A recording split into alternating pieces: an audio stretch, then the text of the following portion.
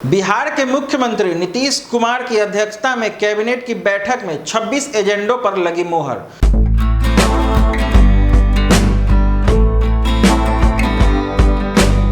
नमस्कार, मैं दिगंबर सिंह और आप देख रहे हैं आपका अपना बिहारी खबर। एजेंडों के बारे में आज पत्रकारों को विस्तृत जानकारी देते हुए मंत्रिमंडल सचिवालय विभाग के अपर मुख्य सचिव श्री संजय कुमार को सुनिए।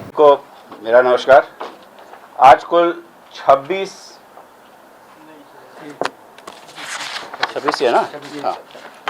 आज विभिन्न विभागों से कुल 26 प्रस्ताव मंत्रिपरिषद के समक्ष रखे गए, जिस पर विचारोपरांत मंत्रिपरिषद के द्वारा स्वीकृति दी गई है। सबसे पहले ऊर्जा विभाग का प्रस्ताव था।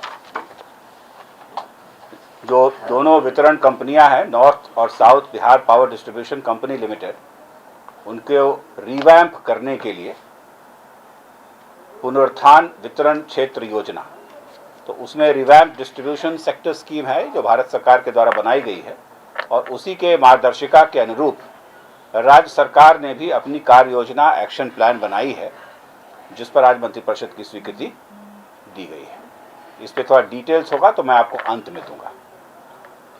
ऊर्जा विभाग का दूसरा प्रस्ताव था कि वर्ष 22-23 के लिए मुख्यमंत्री विद्युत उपभोक्ता सहायता योजना के तहत राज्य सरकार सब्सिडी देती है। आप अपना बिजली का बिल देखेंगे तो उसमें आप देखेंगे एक सब्सिडी अमाउंट लिखा रहता है। तो ये जो सब्सिडी अमाउंट है, ये इस पूरे वित्तीय वर्ष के लिए कुल 7,801 करोड़ है, और इसका जो भुगतान है वो मंथली बेसिस पर 650.08 करोड़ ये आरबीआई के माध्यम से ही एनटीपीसी को भुगतान कर दिया जाता है। दूसरा प्रस्ताव था उसी का हिस्सा कि जो एटीएनसी लॉस होता है उसमें 15% की अनुमान्यता रहती है, लेकिन 15% के ऊपर यदि एटीएनसी लॉस होता है तो उसकी भरपाई राज्य सरकार के द्वारा बिजली बोर्ड को की जाती है, बिजली कंपनी को की जाती है, दोनों वितरण कंपनियों को, I beg your pardon.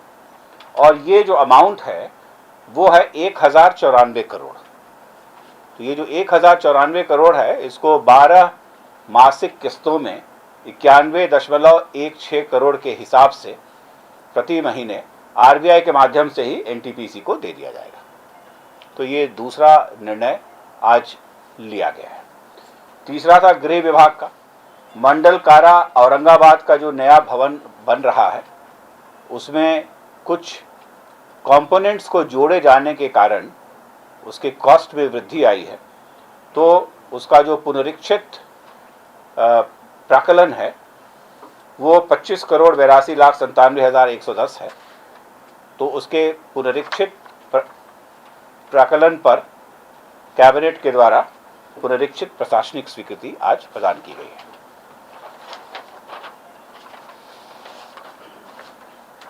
RWD के द्वारा पटना जिलांतर्गत ग्रामीण कार्य विभाग का जो एक सड़क है, जो पटना बख्तियारपुर 4 लेन के 49वें किलोमीटर से शुरू होता है और चेरो नगर नौसा आरसीडी पथ के 5वें किलोमीटर पर जाकर के मिल जाता है।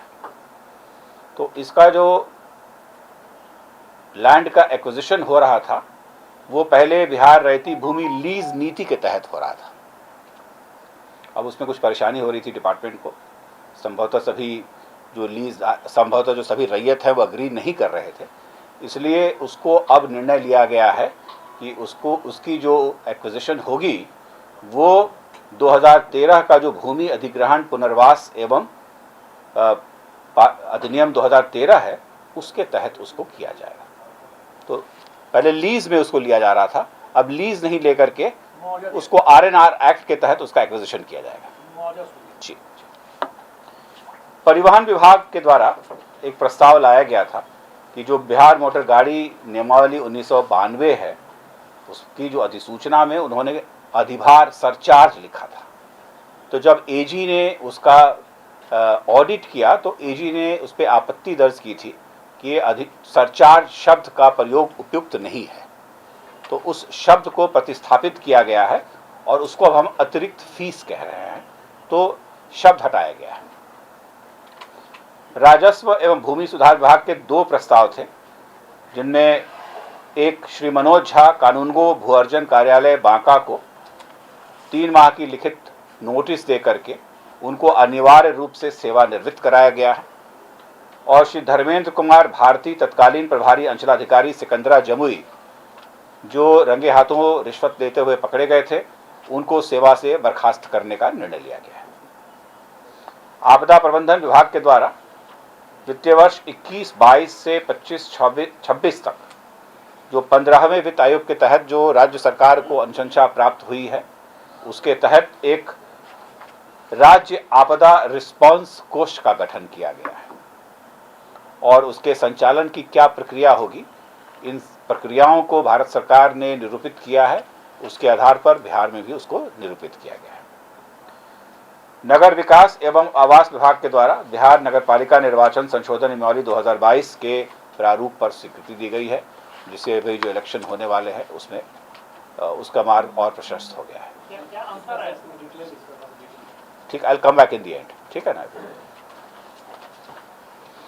निर्वाचन विभाग के द्वारा 2 ऐसे निर्णय लिए गए थे जिसमें नॉमिनेशन किया गया था, उस पर आज कैबिनेट के द्वारा घटनोत्कच स्वीकृति दी गई है। पहला था कि सरस्वती प्रेस कोलकाता से जो मतपत्र है उनके मुद्रण के लिए, और दूसरा था वेब कास्टिंग, जो इलेक्शंस हुए हैं उसका वेब कास्टिंग कराया गया था। तो ये वेब कास्टिंग निक्सी के माध्यम से कराया गया है। निक्सी जो भारत सरकार की संस्था है और उसका अपना दर है, लेकिन चूंकि दोनों संस्थाओं को मनोनयन के आधार पर चुना गया था, इसलिए मंत्रिपरिषद की स्वीकृति इस पर प्राप्त की गई है। श्रम संसाधन विभाग के द्वारा पूर्व से स्थापित औद्योगिक प्रशिक्षण संस्थानों में 118 व्यवसाय अनुदेशकों का पद सृजित किया गया है, और महिला औद्योगिक प्रशिक्षण संस्थानों में कुछ नए व्यवसाय प्रारंभ किए जा रहे हैं, और उन नए व्यवसायों के लिए 28 व्यवसाय अनुदेशकों का पद सृजित किया गया है।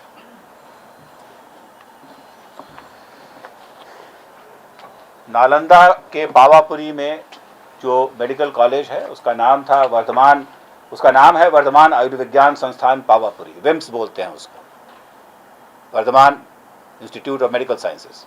उसका नामकरण किया गया है। अब उसको वर्धमान के जगह पर अब भगवान महावीर से उसको प्रतिस्थापित किया गया है। तो अब इसे भगवान महावीर आयुर्विज्ञान संस्थान पावापुरी कहा जाएगा, और उसके साथ जो हॉस्पिटल अटैच्ड है उस हॉस्पिटल को बोला जाएगा भगवान महावीर आयुर्विज्ञान संस्थान अस्पताल।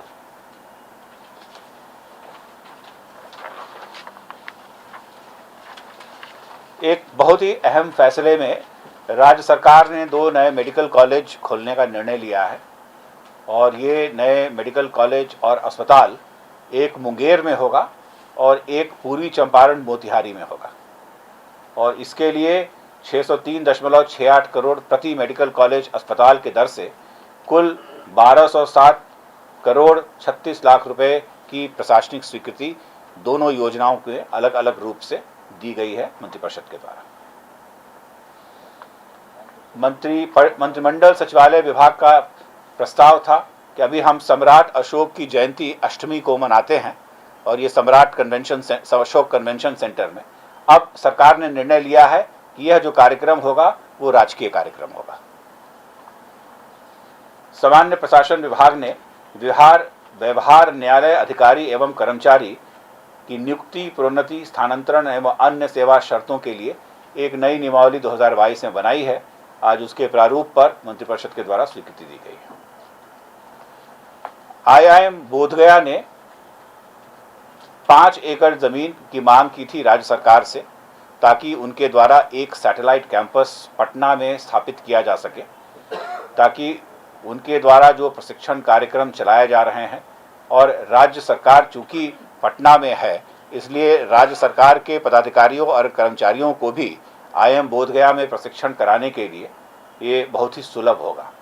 उसके लिए बिहटा के सिकंदरपुर में 5 एकड़ भूमि जो बियाडा की है उसे निःशुल्क IIM बोधगया को सैटेलाइट कैंपस के लिए दिया जाएगा, और उस पर जो राशि आएगी 11,24,56,894, ये शिक्षा विभाग अपने बजट में उसका प्रावधान करके वो बियाडा को दे देगा। ताकि IIM बोधगया को निःशुल्क जमीन मिल सके। राजस्व भूमि सुधार विभाग ने समस्तीपुर जिलांतर्गत बाबा केवल स्थान मेला को राजकीय मेला का दर्जा देने का प्रस्ताव लाया गया था, जिस पर मंत्रिपरिषद के द्वारा स्वीकृति दी गई है। और उसी जिलांतर्गत बाबा अमर सिंह जी की तपस्थली हजरत शिवरा में जो आयोजित होता है मेला, उसको भी बिहार राज्य मेला प्राधिकार के प्रबंधन में लेते हुए उसको भी राजकीय मेले का दर्जा देने का निर्णय कैबिनेट ने लिया है। शिक्षा विभाग के द्वारा कुल 3 नियमावलियां लाई गई थी जो राज्य में मदरसों में जो शिक्षा दी जा रही है उसके प्रबंधन को बेहतर बना सकेगी। पहला है कि जो मदरसे चल रहे हैं, जिनको मदरसा बोर्ड के द्वारा स्वीकृति दी जाती है, उनमें शिक्षकों की नियुक्ति जो होगी वो अब एक शिक्षा विभाग के द्वारा वेब पोर्टल तैयार किया जाएगा और उसके माध्यम से की जाएगी, ताकि उसमें पारदर्शिता रहे। जो उनके डिफरेंट लेवल के जो मदरसे हैं, जो 5वीं तक के लिए हैं, 8वीं तक के लिए हैं, 10वीं तक के लिए हैं और इंटरमीडिएट के लिए हैं, उनमें कितने शिक्षक होंगे और किस प्रकार के शिक्षक होंगे, उनकी नियुक्ति की क्या प्रक्रिया होगी, उनकी सेवा शर्तें क्या होंगी इत्यादि पर, और उनको किस प्रकार से उनकी सेवा शर्तें क्या होंगी, इन सभी को निरूपित किया गया है।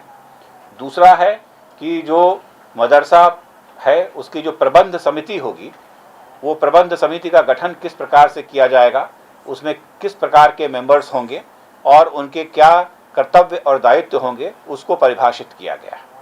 और तीसरा, जो बिहार राज्य मदरसा शिक्षा बोर्ड नियमावली 2022 बनाया गया है, इसमें मदरसा बोर्ड के जो अध्यक्ष हैं, सचिव हैं, उनके भी अधिकार कर्तव्यों को परिभाषित किया गया है।